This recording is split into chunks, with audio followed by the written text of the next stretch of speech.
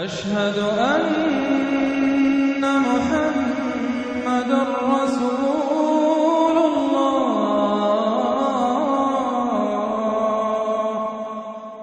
اب آگے چلیے، جوڑا آ رہا ہے سورۃ القیامہ اور پھر اس کا جوڑا ہے سورۃ الدہر۔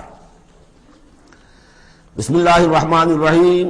لا اقسم بهذا البلد وانت لا اقسم بیوم القیامہ ولا اقسم بالنفس اللوامہ ایحسب الانسان ان لن نجمع عظامہ۔ یہ سورت جو ہے بہت ہی حسین اور بہت منفرد سمجھیے کہ نمائندہ ایک سورت ہے قرآن مجید کی۔ اس کا جو خطاب کا انداز ہے، جو میں نے شروع میں آپ کو جو انٹروڈکٹری لیکچرز دیے تھے، کہ اس کا اسلوب جو ہے وہ خطابت کا ہے۔ قرآن کو ہم کہہ سکتے ہیں کہ it's a collection of divine orations، اللہ تعالیٰ کے خطبات، مجموعہ خطبات الہیہ، تو مختلف مواقع پر جیسے کہ خطیب کو خطبہ دیتا ہے تو اس طریقے سے اللہ تعالیٰ نے یہ صورتیں نازل کی ہیں۔ حضور پڑھ کر سناتے تھے تو آپ کا انداز بھی خطیبانہ ہوتا تھا۔ حدیث میں آتا ہے کہ جب آپ خطبہ دیتے تھے تو آپ کی آواز بلند ہو جاتی تھی، اعلیٰ صوتہ احمرت عیناہ، آنکھیں سرخ ہو جاتی تھی، اور آپ اس طریقے سے خطبہ دیتے تھے جیسے کہ کوئی سپہ سالار اپنے فوجیوں کو للکار رہا ہے، بڑھا رہا ہے کہ لڑو اور آگے بڑھو، یہ انداز ہوتا تھا۔ تو اس طرح کا خطبہ اس میں آپ دیکھیں گے ابھی بات ایک طرف ہو رہی ہے، ابھی کسی اور طرف ہو گئی، کبھی کسی تحویل الخطاب، اس کے لیے بہت، پھر یہ کہ 4-6 آیتیں آئیں گی ایک خاص قسم کے آہنگ میں، خاص قسم کے قوافی تو ہم کو نہیں کہنا چاہیے، تو یہ آتے ہیں، وہی انہی حروف پر صورتیں ختم ہو رہی ہیں، وہی سٹائل ہے، پھر کوئی سٹائل بدلے گا، پھر 4-6 صورتیں اس دوسرے انداز کی ہوگی، پھر 4-6 تیسرے انداز کی ہوگی۔ تو یہ آپ صورت جو ہے فصاحت و بلاغت میں بھی فلو بے انتہا ہے اور خطیبانہ انداز، اور اس میں تحویل الخطاب۔ پس منظر میں کیا ہے کہ وہ لوگ ہیں کہ جو انکار کریں کوئی قیامت نہیں ہو سکتی، کیسے ممکن ہے کہ جب کہ انسان مر چکے ہوں گے اور مٹی ہو جائیں گے پھر اٹھا دیا جائے، یہ ممکن نہیں ہے۔ تو اس کا جواب ہے جو دیا جا رہا ہے، لا اقسم بیوم القیامہ۔ لا یہاں پر ان کے خیالات کی نفی نہیں، میں قسم کھاتا ہوں قیامت کے دن کی۔ تمہیں شک ہے اور مجھے اتنا یقین ہے کہ میں قسم کھا رہا ہوں قیامت کے دن کی۔ ولا، اور پھر نہیں، اقسم بالنفس اللوامہ، میں قسم کھاتا ہوں نفس لوامہ کی۔ نفس لوامہ کون سا نفس انسان میں جسے ہم ضمیر کہتے ہیں، کانشنس، ملامت کرنے والا بھی۔ My conscience is biting me، میرا ضمیر مجھے ملامت کر رہا ہے۔ کوئی آپ برا کام کرتے ہیں تو ضمیر اندر سے کوئی شے ہے، تو کیوں ہے یہ؟ اگر کوئی نیکی نہیں، بدی نہیں، تو یہ اندر کی خارش کیوں ہو جاتی ہے؟ اور اگر یہ نیکی ہے اور بدی ہے تو کوئی اس کا نتیجہ نکلنا چاہیے کہ نہیں؟ یعنی پہلی آیت جو ہے وہ تو اسی طرح کی ہے جیسے سورہ تغابن میں ہم نے پڑھا تھا، قل بلا وربی لتبعثن ثم لتنبؤن بما عملتم، اس میں دلیل کوئی نہیں ہے، اذعان ہے، ایک شخص اپنے یقین کو دلیل کے طور پر پیش کر رہا ہے، اور یہ اس پر سارا دار و مدار ہے کون شخص ہے؟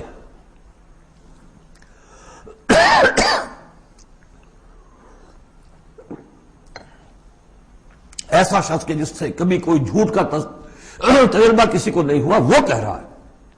سیرت و کردار جو ہے محمد رسول اللہ کی، وہ گویا کہ دلیل کی حیثیت رکھتی ہے اس قول کے پیچھے۔ لا اقسم بیوم القیامہ ولا اقسم بالنفس اللوامہ، یہ تمہارے اندر موجود ہے قیامت کی دلیل، تمہارا ضمیر، تمہارا کانشنس۔ ایحسب الانسان ان لن نجمع عظامہ، کیا انسان یہ گمان کرتا ہے ہم اس کی ہڈیاں جمع نہیں کر سکیں گے؟ بلا قادرین، کیوں نہیں، ہم پوری طرح قادر ہیں، علی ان نسوی بنانا، یہاں کنہ محذوف سمجھنا چاہیے، بلا کنہ قادرین علی ان نسوی بنانا، ہم اس کی ایک ایک پور کو برابر کر دیں گے۔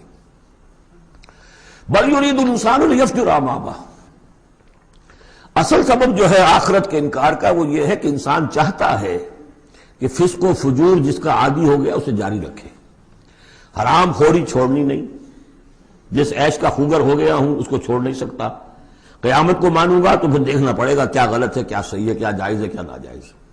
اس لیے جیسے کہ بلی کو دیکھ کر کبوتر آنکھ بند کر لے، اب ظاہر بات ہے کہ وہ بلی تو نہیں ختم ہو جائے گی، در حقیقت یہ قیامت سے آنکھیں چراتے ہیں، آنکھیں بند کر رہے ہیں، اس لیے کہ انہیں پتا ہے کہ ہم نے کیا آگے بھیجا ہے اور آگے بھی کرنے کا وہی ارادہ ہے۔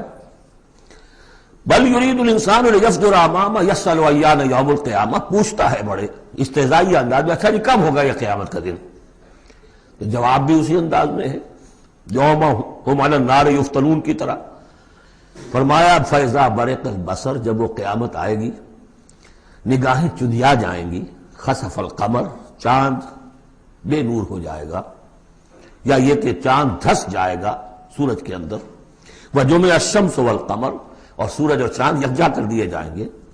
یہ جو ہے کشش ثقل کا جو باہمی ثقل ہے ان کروں کا، اس کے نظام میں ذرا سی کہیں گڑبڑ ہو اور پھر تو یہ سب کے سب ایک دوسرے سے ٹکرائیں گے۔ فَإِذَا بَرِقَ الْبَصَرُ وَخَسَفَ الْقَمَرُ وَجُمِعَ الشَّمْسُ وَالْقَمَرُ يَقُولُ الْإِنسَانُ يَوْمَئِذٍ أَيْنَ الْمَفَرُّ، یہی انسان اس دن کہے گا ہے کوئی جگہ بھاگ جانے کی؟ کلا نہیں، لا وزر، کوئی ٹھکانہ نہیں ہے۔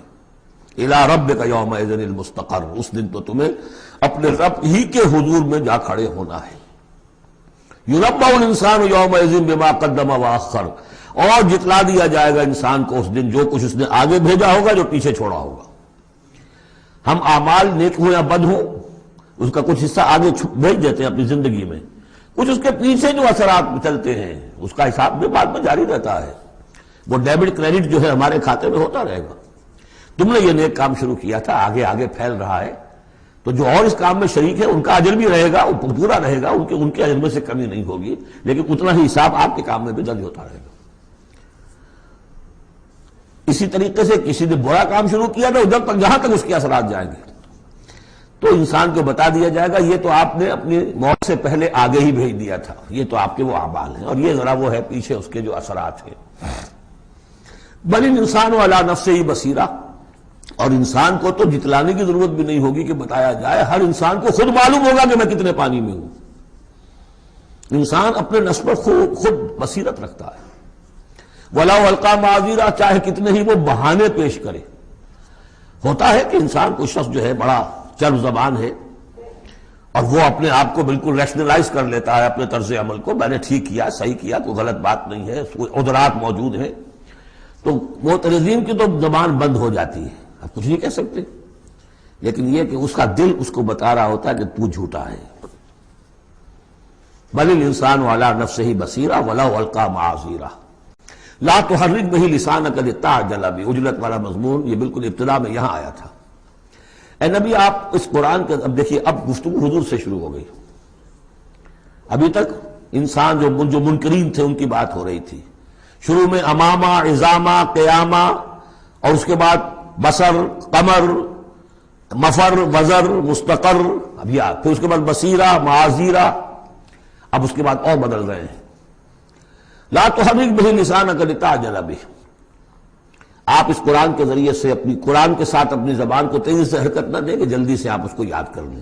ان علینا جمعہ وقرآنہ، ہمارے ذمے ہے اس کو جمع کر دینا اور پڑھوا دینا، جمع بھی کر دینا کہ اس میں سے کوئی حصہ جو ہے آپ بھولیں نہیں، اور قرآن بھی اس کی ترتیب بھی ہم بتاتے جائیں گے کہ اب جو وحی آئی ہے اس کو کہاں رکھنا ہے، تاکہ اس کی ترتیب معین ہو جائے۔ فَإِذَا قَرَأْنَاهُ فَاتَّبِعْ قُرْآنَهُ، پھر جب ہم پڑھوائیں اس کو جس ترتیب سے، اسی کی پیروی کیجیے گا۔ یہ ترتیب وہ ہے ترتیب مصحف جس کے تحت کے قرآن مرتب کیا گیا، اور ہم مانتے ہیں کہ یہ ترتیب نزول کی نہیں ہے، نزول کے ساتھ ہی اللہ تعالیٰ کا حکم آتا تھا کہ اب یہ وہی فلاں جگہ ہوگی۔ ثُمَّ إِنَّ عَلَيْنَا بَيَانَهُ، پھر ہمارے ذمے ہے اس کو واضح کر دینا بھی، جیسے کہ ہم دیکھ چکے ہیں قرآن مجید کی تبیین کرتا ہے۔ سورہ نساء میں دو احکام کے بارے میں آئے گا، یستفتونک، اور حالانکہ وہ حکم آ چکا ہے سورہ نساء میں پہلے، لیکن لوگوں نے سوال کیا تو قل اللہ یفتیکم فی الکلالہ، تو اللہ واضح کر دیتا ہے، تم بلا بھی واضح نہیں ہوئی کلالہ کی بات، لوگ وعدہ کر دیتا ہے۔ تو قرآن کے اندر بھی بعد میں واضح کر دی گئی چیزیں، اور یہ کہ پھر حدیث جو ہے سب سے بڑی شے ہے کہ جو اس کی بیان کرنے والی ہے، جو انزلنا الیک الذکر لتبین للناس ما نزل الیہم، یہ ذکر ہم نے اے محمد آپ پر نازل کیا ہے تاکہ آپ واضح کریں اس کو ان لوگوں کے لیے جن کے لیے ہم نے اسے نازل کیا ہے۔ نازل آپ پر کیا ہے، صرف آپ کے لیے تو نہیں کیا ہے آپ پر، نازل کیا ہے لوگوں کے لیے۔ اب ان کو واضح کرنا، اس کے اندر کہیں اگر کوئی اشکال ہو تو اسے حل کرنا، کہیں کوئی اگر اجمال ہے تو اس کی تفصیل بیان کرنا، یہ آپ کا کام۔ کلا بل تحبون العاجلہ، کوئی نہیں، تمہارا اصل مرض یہ ہے کہ تم عاجلہ سے محبت کرتے ہو، یہ اس دنیا کی زندگی سے محبت کرتے ہو۔ دیکھیے اب پھر خطاب شروع ہو گیا کفار سے۔ وَتَذَرُونَ الْآخِرَةَ، اور آخرت کو تم چھوڑ دیتے ہو، نظر انداز کر دیتے ہو۔ وجوہ یومئذ ناظرہ، حالانکہ بہت سے چہرے اس دن ہوں گے تر و تازہ، میدان قیامت میں کھڑے ہوں گے تو جیسے اسکول چلڈرن کھڑے ہوتے ہیں اپنا رزلٹ سننے کے لیے، تو بعضوں کے چہرے کھلے ہوتے ہیں، پہلے سے معلوم ہے انہیں کیا کچھ کر کے آئے تھے، اور بعض کے چہروں کے اوپر دھواں ہے، اس لیے ہے کہ انہیں پتا ہے کہ کیا ہی کچھ نہیں تھا، فیل تو ہونا ہی ہونا، تو چاہے اب رزلٹ ڈکلیئر نہیں ہوا، رزلٹ ان کے چہروں پر لکھا ہوا ہے۔ تو وجوہ یومئذ ناظرہ، بہت سے چہرے ہوں گے تر و تازہ، الی ربہا ناظرہ، اپنے رب کی طرف دیکھتے ہوئے۔ اس میں بعض لوگوں نے یہ کہا ہے کہ ناظرہ سے مراد ہے انتظار کر رہے ہوں گے اپنی رب کی رحمت کا، اس لیے کہ رؤیت باری تعالیٰ جو ہے وہ تو ممکن نہیں ہے کہ میدان حشر میں ہو جائے، لیکن میرے نزدیک انہی حضرات کی رائے زیادہ صائب ہے جو سمجھتے ہیں کہ رؤیت ہوگی۔ اہل ایمان کو عین میدان حشر میں بھی ایک درجے کی رؤیت باری تعالیٰ سے مشرف کیا جائے گا، یہ مضمون آ جائے گا سورہ مطففین میں واضح ہو جائے گا۔